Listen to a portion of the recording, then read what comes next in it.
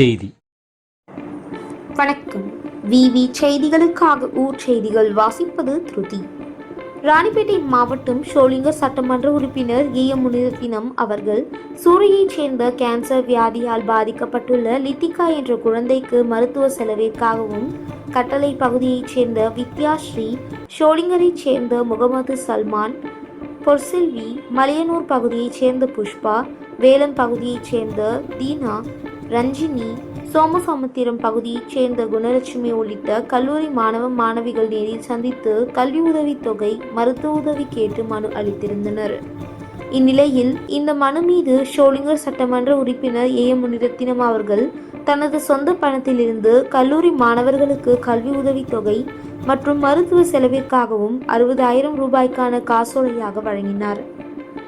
அப்போது நகர தலைவர் டி. கோபால், மாநில வழக்கறிஞர் பிரிவு செயலாளர் ரகுராம் ராஜ், மாவட்ட துணைத் தலைவர் ஜெயவேல், மாவட்ட செயலாளர் அருண், ஒன்றிய தலைவர்கள் கார்த்தி, செல்வம், காவிரிப்பாக்கம் வடக்கு ஒன்றிய செயலாளர் கோபால், நகராட்சி உறுப்பினர்கள் வேண்டா நரசிம்மன் உட்பட பலர் உடனிருந்தனர்.